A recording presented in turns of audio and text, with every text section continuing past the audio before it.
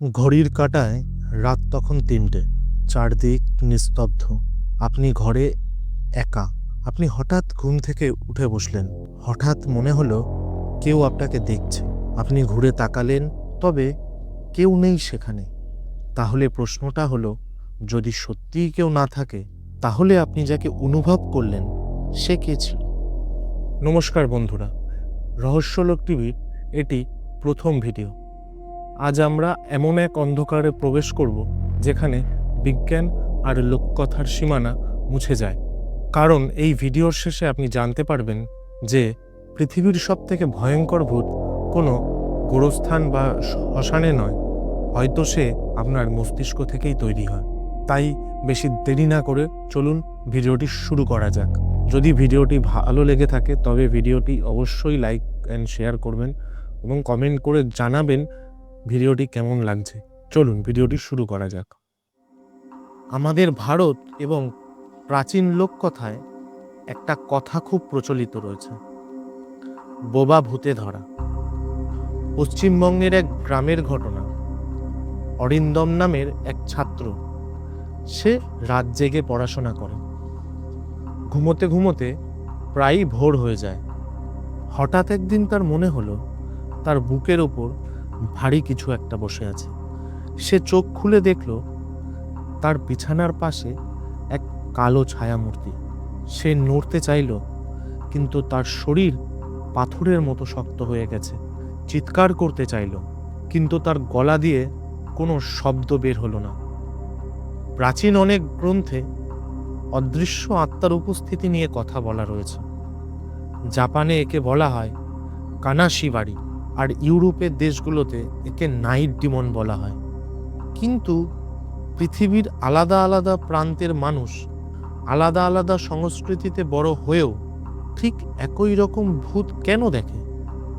বিজ্ঞানীরা এই অবস্থার নাম দিয়েছেন স্লিপ প্যারালাইসিস।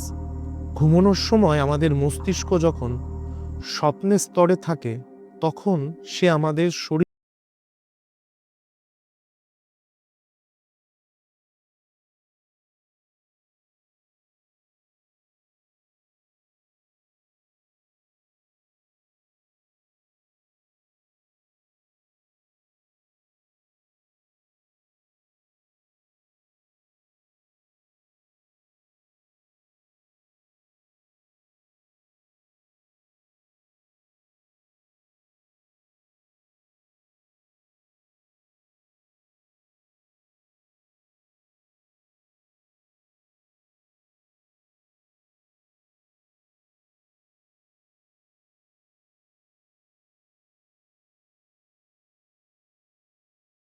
ঘটনা শুনুন। 2014 সালে জাপানের একটি শহরে একজন সিকিউরিটি গার্ড রাতের শিফটে ডিউটি করছিলেন। হঠাৎ তিনি সিসিটিভি মনিটরে দেখলেন ফাঁকা করিডোর দিয়ে এক মানব আকৃতির ছায়া হেঁটে যাচ্ছে। তিনি দৌড়ে সেখানে গেলেন, কিন্তু অদ্ভুত ব্যাপার হলো সেই করিডোরে কেউ ছিল না। কিছুদিন পর তার রিপোর্টে লেখা হয়েছিল, আমি নিশ্চিত আমি একজন মানুষকে দেখেছিলাম, কিন্তু ওই ফুটেজে তো কিছুই পাওয়া যায়নি। তবে সে কি মিথ্যে কথা বলছিল, নাকি তার মস্তিষ্ক এমন কিছু দেখেছিল যেটা বাস্তবে ছিলই না? কারণ পৃথিবীতে হাজার হাজার মানুষ দাবি করে যে তারা যেন ভূত দেখেছে। নিউরোসায়েন্স বলছে আমাদের মস্তিষ্ক অনেকটা একটা প্রেডিকশন মেশিনের মতো কাজ করে। আমরা আমাদের চোখ দিয়ে যা দেখি তার অনেকটাই মস্তিষ্ক আগে থেকে কল্পনা করে নেয়। একে বলা হয় প্রেডিক্টিভ প্রসেসিং।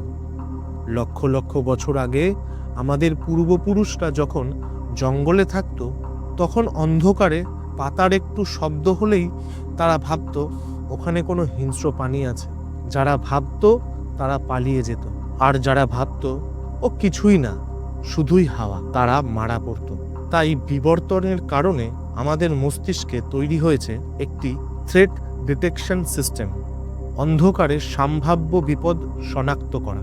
কিন্তু এই সিস্টেমের একটা সমস্যা আছে, এটা অনেক সময় অতিরিক্ত সতর্ক হয়ে যায়, যার ফলে অন্ধকারে ঝুলতে থাকা একটা শার্ট বা নড়াচড়া করা একটা ছায়া দেখলেই আপনার মস্তিষ্ক তাকে মানুষ বা বিপদ হিসাবে ধরে নেয়। কারণ ভুল হলেও ক্ষতি নেই, কিন্তু যদি সত্যিই বিপদ হয় আর যদি আপনি জানতে না পারেন, তাহলে আপনার জীবন শেষ।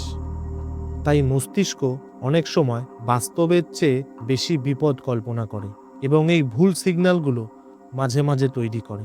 একটা প্রেজেন্স হ্যালুসিনেশন মানে আপনি মনে করবেন আপনার ঘরে কেউ আছে, কিন্তু বাস্তবে আপনার ঘরে কেউই নেই। কিন্তু আমাদের মস্তিষ্ক যে কতটা ভয়ঙ্কর হতে পারে তার প্রমাণ মেলে 2006 সালের একটি গবেষণা। লন্ডনের একটি নিউরোসায়েন্স ল্যাবে বিজ্ঞানীরা একটা অদ্ভুত পরীক্ষা করেন।